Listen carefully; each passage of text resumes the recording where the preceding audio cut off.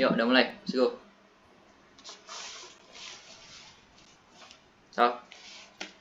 Assalamualaikum warahmatullahi wabarakatuh. Om Swastiastu, Namo Buddhaya, salam kebajikan bagi kita semua. Sebelumnya, perkenalkan kami dari kelompok 5 yang akan mempresentasikan artikel yang berjudul Keefektivitasan Pembangkit Listrik Bertenaga Sumber Daya Terbarukan. Sebelum daripada pemaparan materi,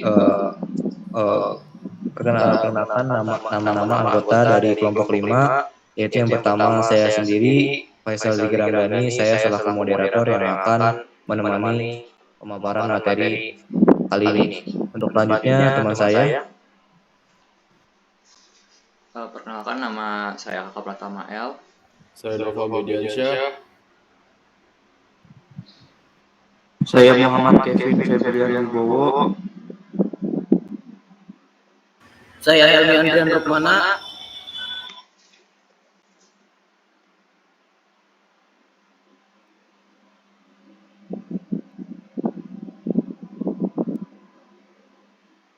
Dan yang terakhir teman saya Kakak Pratama. Oke, untuk tanpa membuang-buang waktu, untuk selanjutnya itu adalah pendahuluan dari artikel yang kami buat, yaitu dengan seiring berjalannya waktu, ketersediaan sumber daya sebagai tenaga pembangkit listrik yang mana merupakan sumber daya yang tidak terbarukan semakin lama akan semakin menipis, di mana kedepannya hal ini akan berdampak besar pada keberlangsungan hidup manusia. Dan dikarenakan teknologi yang membutuhkan listrik sebagai tenaga utamanya dan menyebabkan peningkatan produksi listrik pada pembangkit listrik, sehingga penggunaan bahan bakar sumber daya tak terbarukan meningkat. Hal ini juga ditandai dengan perkembangan teknologi yang semakin lama bergantung dengan sumber daya listrik, seperti pada saat ini di mana dunia sedang dalam tahap peralihan dari penggunaan mobil diesel menjadi mobil bertenaga listrik. Hal ini sebenarnya bertujuan untuk mengurangi penggunaan bahan bakar fosil yang semakin menipis persediaannya, akan tetapi hal ini tidak sejalan dengan pembangkit listrik yang masih banyak menggunakan sumber daya alam tak terbarukan sebagai tenaganya. Contohnya seperti pembangkit listrik tenaga batu bara. Maka dari itu perlu ditemukan solusi untuk mencegah krisis energi yang terjadi. Pada dasarnya solusi ini telah ditemukan, yaitu adalah dengan menciptakan pembangkit listrik sumber daya terbarukan menjadi solusi untuk mengalihkan pembangkit listrik tenaga tak terbarukan.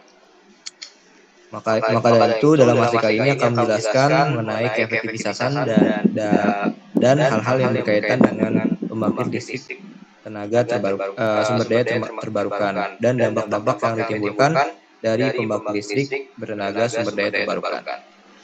Dan untuk selanjutnya materi akan disampaikan oleh teman saya.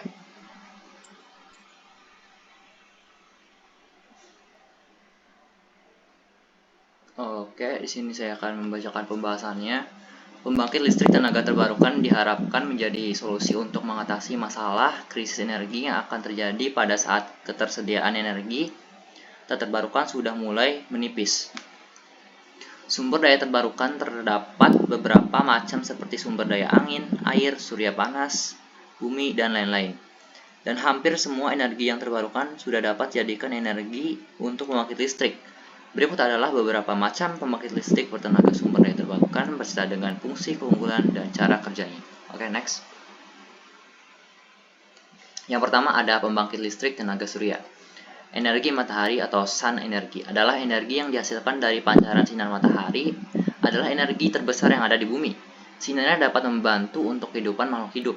Kebutuhan sinar matahari membantu secara jangka pendek ataupun panjang sebagai salah satu energi alternatif.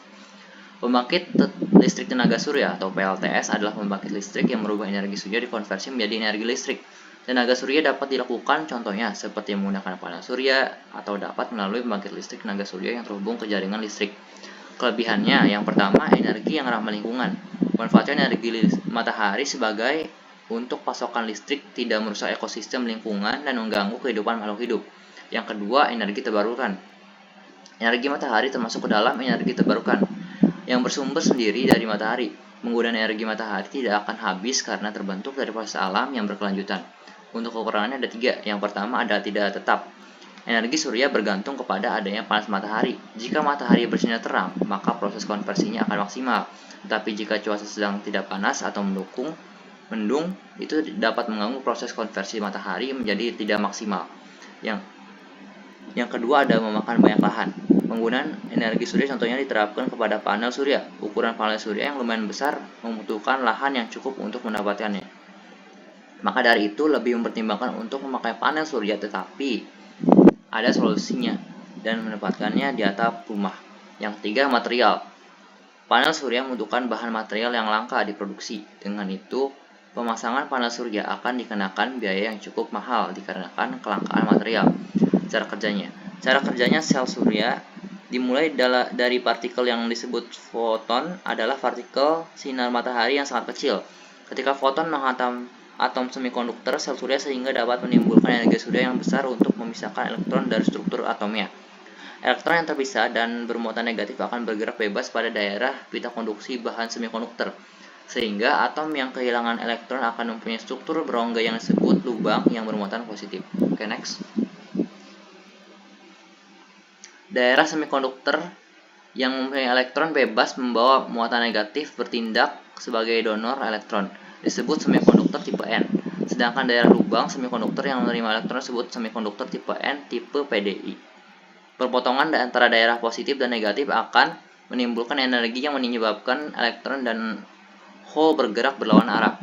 Elektron keluar dari daerah negatif dan hole keluar dari daerah positif. Apabila ditempatkan suatu beban berupa lampu atau listrik lainnya, maka akan timbul arus listrik. Sederhananya, ketika sel surya menyerap cahaya, terjadi pergerakan antara elektron di kutub positif dan negatif. Adanya pergerakan ini menciptakan arus listrik sehingga dapat digunakan sebagai energi bagi alat-alat elektronik. Faktor pendukung. Intensitas penyinaran. Tidak pembangkit listrik tenaga surya mendapatkan cahaya matahari. Tempat dengan area yang terkena sinar matahari dengan intensitas sedikit akan sulit memanfaatkan PLTS. Sebaliknya tempat yang terkena sinar matahari dengan intensitas cukup atau lebih akan memudahkan memaksimalkan hasil listrik yang didapatkan dari PLTS. Selanjutnya, area bayangan. Pembangunan PLTS memperhitungkan jatuhnya bayangan, contohnya seperti panel surya yang ada di gedung-gedung kantor. Di perkotaan, bayangan-bayangan bisa menutupi panel surya yang tidak dipasang secara benar. Posisi yang salah dapat membuat panel surya tertutup bayangan gedung yang lebih tinggi. Selanjutnya, instalisasi kabel dan distribusi listrik. Pembangunan PLTS akan harus memikirkan tentang instalasi kabel dan distribusi listrik. Ini harus dipikirkan secara mendetail karena setiap pembangunan memiliki struktur bangunan yang berbeda. Jika bangunan tidak memiliki struktur atau desain panel surya, misalnya, pemasangan tentu akan berbeda dari awal yang direncanakan. Pemasangan PLTS untuk industri akan berbeda. Industri berbeda dengan distribusi listrik dengan rumah-rumah pada umumnya. Fun fact-nya, yang pertama, potensi energi surya ditemukan oleh Alexander Edmund Becquerel pada tahun 1839, lalu pada tahun 1954 Bell Laboratories mengembangkan sel fotovoltaik atau PV dan terus berkembang sampai saat ini. Yang kedua, sumber energi yang tersedia secara melimpah. Penggunaan sistem panel surya dapat menjadi salah satu energi alternatif yang sangat potensial sebagai sumber energi dari cahaya. Next. Matahari. Jika dimaksimalkan potensinya, penggunaan sel surya dapat digunakan untuk mencukupi berbagai kebutuhan dari skala kecil maupun besar. Yang ketiga, panel surya tidak menghasilkan polusi. Ketika menggunakan panel surya, kita tidak akan mendapatkan polusi, contohnya udara, air, surya, suara, dan lainnya. PLTS ini membuat sumber energi yang relatif bersih dan ramah untuk lingkungan. Oke, untuk selanjutnya akan dibacakan oleh teman saya. Oke, untuk selanjutnya kita mempunyai pembangkit listrik tenaga air. Pembangkit listrik tenaga air merupakan sumber energi bersih yang tidak menghasilkan emisi karbon karena memanfaatkan potensi energi air. Energi potensial aliran air digunakan untuk memutar turbin. Turbin ini kemudian menghasilkan energi mekanik yang memutar generator, yang selanjutnya menghasilkan energi listrik. Kelebihannya ada 4. Yang pertama, energi terbarukan dan bebas emisi. Pembangkit listrik tenaga air tidak menghasilkan emisi karena tidak menggunakan bahan bakar. Pembangkit listrik tenaga air memanfaatkan potensi tenaga air, potensi energi air yang jatuh dari bendungan untuk memutar turbin dan menghasilkan listrik. Yang kedua, pembangkit listrik tenaga jet merupakan sumber energi terbarukan karena menggunakan aliran air. Yang ketiga, sumber air yang dapat diandalkan untuk pembangkit listrik tenaga air berasal dari bendungan dengan cadangan air yang besar. Oleh karena itu, pembangkit listrik tenaga air sangat dapat diandalkan.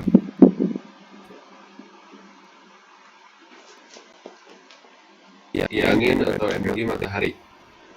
Yang keempat, biaya operasional yang rendah.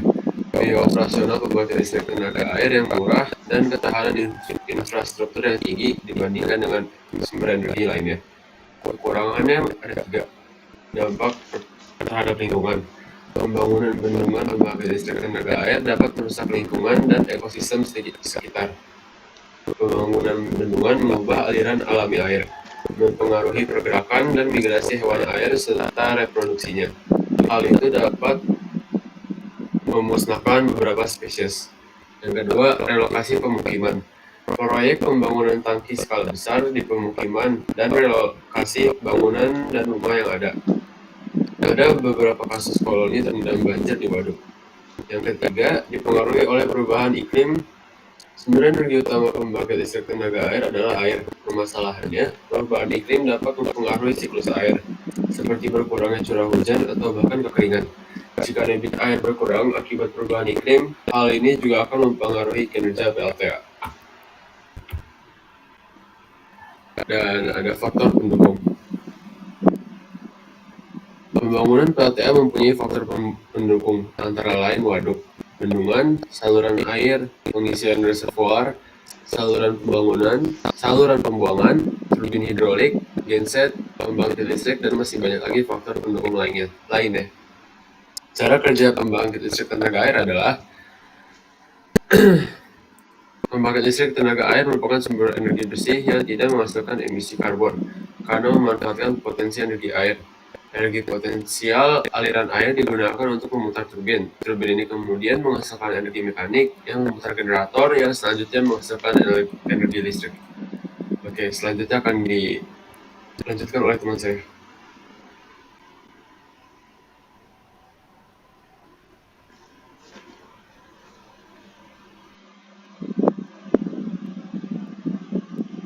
Maaf sebelumnya Mas Kevin, mic-nya belum nyala.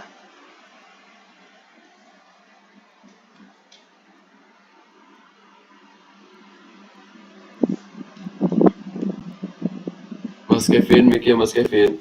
Mas Kevin, mohon maaf, mic-nya. Ya. Pembangkit listrik tenaga panas bumi. Energi panas bumi adalah sumber energi panas yang terkandung dalam air panas, uap, dan batuan serta mineral terkait dan gas lainnya yang secara genetik merupakan bagian integral dari sistem panas bumi. Kelebihannya, yang pertama, biaya pembangkitan listrik yang rendah. Yang kedua, kompetitif dibandingkan dengan pembangkit yang menggunakan bahan bakar fosil. Yang ketiga, sumber energi konstan sepanjang waktu. Yang keempat, sumber energi terbarukan.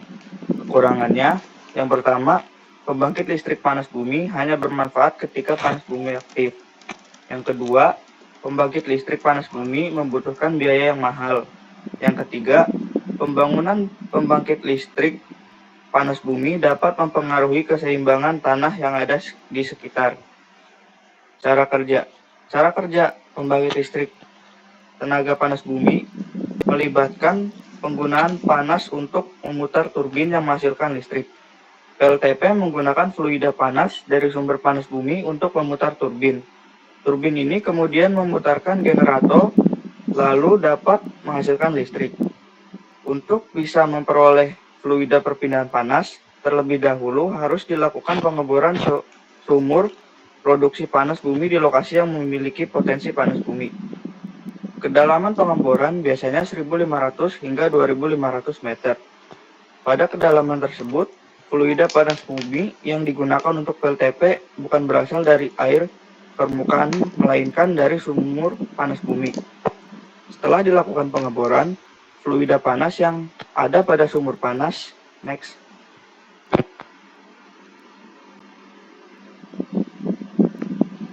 bumi diarahkan untuk memutar turbin, kemudian memutar generator sehingga menghasilkan energi listrik. Perkiraan potensi listrik yang dapat dihasilkan dengan menggunakan energi panas bumi berkisar antara 35 hingga 2000 gigawatt. Faktor pendukungnya. Untuk mendukung pertumbuhan ekonomi nasional, ketersediaan listrik merupakan salah satu faktor penentu utama. Namun, ketersediaan listrik di Indonesia masih sangat rendah dibandingkan sebagian besar negara ASEAN. Ramah lingkungan menjadi salah satu ciri energi panas bumi yang perlu diutamakan. Fun fact-nya, PLTP tergolong pembangkit listrik yang ramah lingkungan dibandingkan pembangkit listrik tenaga batu bara. PLTP memiliki emisi 12 kali lebih rendah. PLTP juga memiliki jejak karbon 6 kali lebih rendah dibandingkan pembangkit listrik berbahan bakar gas. Pantun. Pergi ke pasar beli biji selasi. Tidak lupa juga membeli buah pepaya. Saya tutup dengan ucapan terima kasih, karena kalau terima jadi itu teman saya. Next dilanjut oleh teman saya.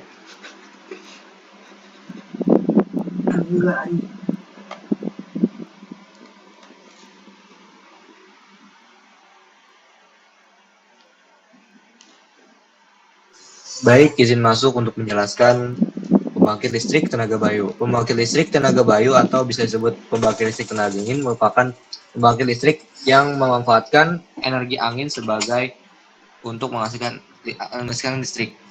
Angin merupakan salah satu energi terbarukan yang mempunyai potensi yang cukup besar untuk dijadikan sebagai tenaga untuk menghasilkan listrik dalam jumlah besar. Kelebihannya tersendiri yaitu adalah yang jelas sumber energi yang terbarukan. Angin merupakan sumber energi yang tidak akan habis seperti air. Ramah lingkungan, PLT angin tidak menghasilkan emisi dan tidak mencemari lingkungan. Biaya operasional rendah. Setelah instalasi awal, biaya operasional PLT angin cenderung rendah karena energi angin tidak memerlukan bahan bakar dan memiliki sedikit kebutuhan pemeliharaan rutin. Penggunaan space yang lebih kecil, PLT angin hanya membutuhkan beberapa meter untuk membentuk fondasi turbin angin. Dengan space yang lebih kecil, maka sisa space yang tersisa bisa digunakan untuk keperluan lainnya seperti pertanian. Next. Untuk kekurangannya sendiri yaitu adalah fluktuasi angin, di mana energi angin sangat terpengaruhi oleh cuaca dan fluktuasi angin. Produksi listrik dari PLTE angin tidak dapat stabil dan bervariasi dari waktu ke waktu. Keterbatasan yang kedua yaitu keterbatasan lokasi. PLT angin efektif hanya di daerah yang memiliki angin yang konsisten dan cukup kencang. Wilayah dengan angin yang lemah atau tidak teratur tidak cocok untuk PLT angin. Dampak lingkungan dari pembangunan PLT angin dapat berdampak pada lingkungan dan ekosistem setempat seperti migrasi burung. Yang keempat, yang terakhir, biaya investasi awal yang tinggi. Meskipun biaya investasi PLT angin semakin murah, namun biaya investasi awal masih cukup tinggi. Untuk cara kerja sendiri, yaitu yang pertama, energi angin akan memutar turbin angin, lalu turbin angin akan bekerja berkebalikan dengan kipas angin, yaitu tidak menggunakan listrik untuk menghasilkan listrik, namun menggunakan angin menghasilkan listrik. Angin akan memutar dari salah satu sudut turbin angin, kemudian akan melanjutkan memutar rotor pada generator di bagian belakang turbin angin. Ketika poros generator mulai berputar, maka akan terjadi perubahan flux magnet pada stator yang pada akhirnya terjadi perubahan flux tersebut akan menginduksikan tegangan dan arus tertentu. Tegangan dan arus yang dihasilkan didistribusikan melalui kabel jaringan listrik untuk digunakan oleh masyarakat. Tegangan dan arus yang dihasilkan generator ini sama-sama berupa arus bolak-balik atau AC yang bentuk gelombangnya kurang lebih sinusoidal. Energi listrik ini bisa disimpan dalam baterai sebelum digunakan. Bagian-bagian dari PLTB antara lain sebagai turbin angin, generator, sistem kontrol, dan sistem transmisi. Faktor pendukung dari PLT angin ini yaitu adalah kecepatan angin yang cukup tinggi, karena Indonesia merupakan negara yang memiliki cuaca tropis. PLT angin membutuhkan kecepatan angin yang cukup tinggi dan dapat menghasilkan energi listrik yang optimal. Kecepatan angin yang cukup tinggi biasanya terdapat di daerah yang memiliki topografi yang tinggi, di daerah yang terbuka seperti di pantai. Next.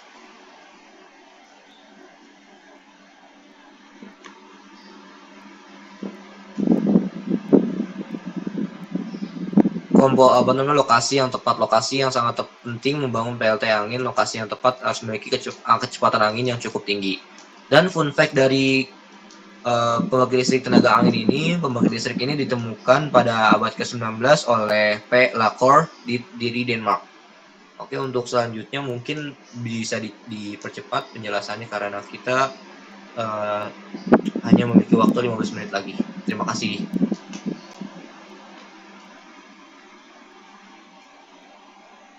Oke, baik. Yang terakhir ada saya, yaitu pembangkit listrik tenaga biomasa. Pembangkit listrik tenaga biomasa adalah sistem pembangkit listrik yang menggunakan biomasa sebagai bahan bakar utama. Biomasa dapat berupa limbah pertanian, sisa atau tanaman energi khusus. Bahan bakar biomasa dibakar untuk menghasilkan panas yang kemudian digunakan untuk menghasilkan uap air. Uap air kemudian digunakan untuk memutar turbin yang terhubung dengan lalu menghasilkan energi listrik. Kelebihannya yaitu rendah, biomasa merupakan sumber energi yang relatif murah dibandingkan sistem pembangkit listrik lainnya. Lalu yang kedua ada sumber energi terbarukan. Tentu saja biomasa berasal dari bahan bakar organik seperti limbah pertanian, sisa kayu, dan tanaman energi khusus, menjadikannya sumber energi terbarukan.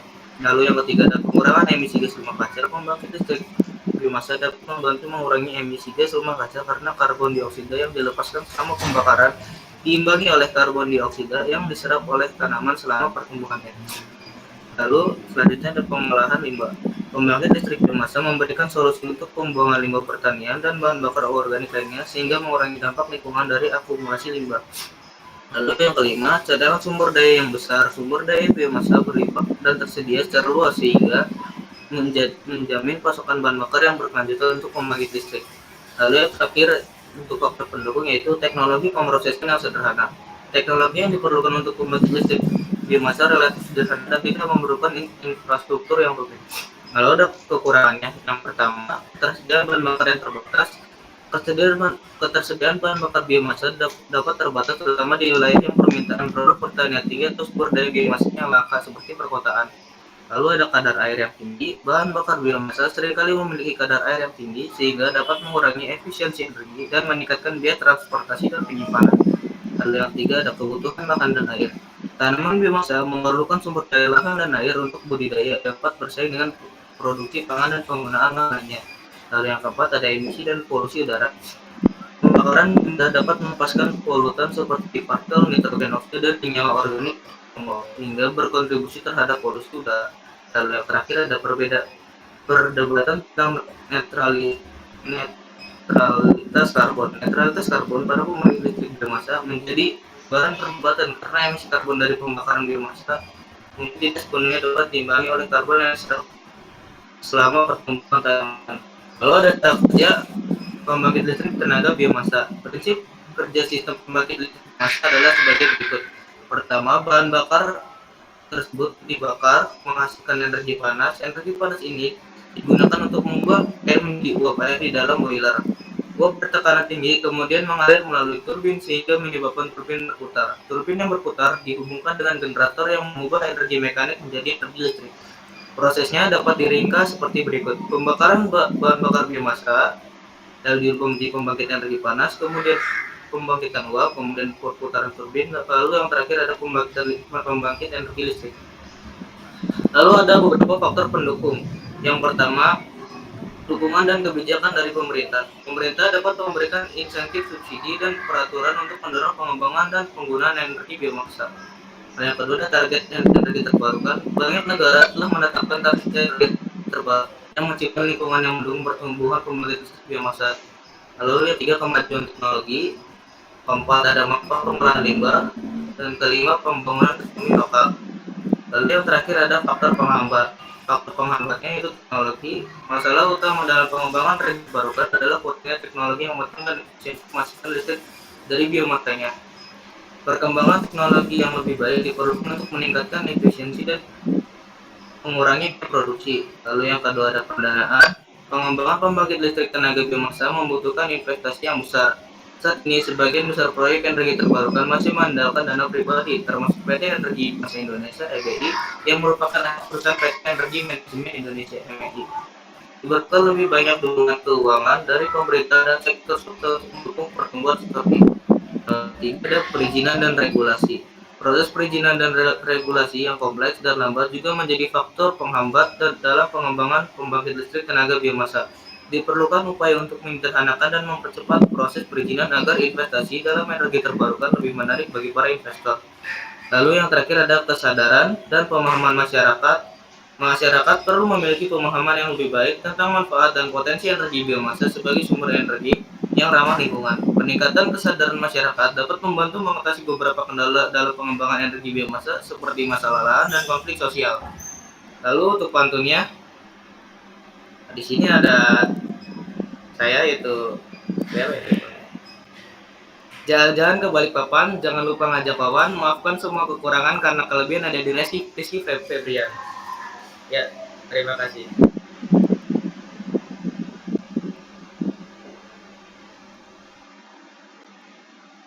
Oke, di sini saya akan membacakan kesimpulannya. Untuk kesimpulannya sendiri, yaitu pembangkit listrik terbarukan perlu mempertimbangkan kelebihan dan kekurangan masing-masing, jenis serta faktor-faktor pendukung dan penghambatnya. Pembangkit listrik tenaga surya memiliki kelebihan sebagai sumber energi terbarukan dan ramah lingkungan, namun memiliki ketergantungan pada cuaca dan memakan banyak lahan.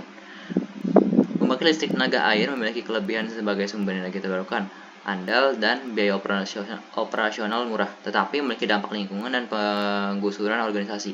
Pembangkit listrik tenaga bumi memiliki kelebihan berbagai sumber energi konstan dan biaya pembangkitan rendah, tetapi memiliki ketergantungan pada daerah panas bumi aktif dan investasi yang mahal.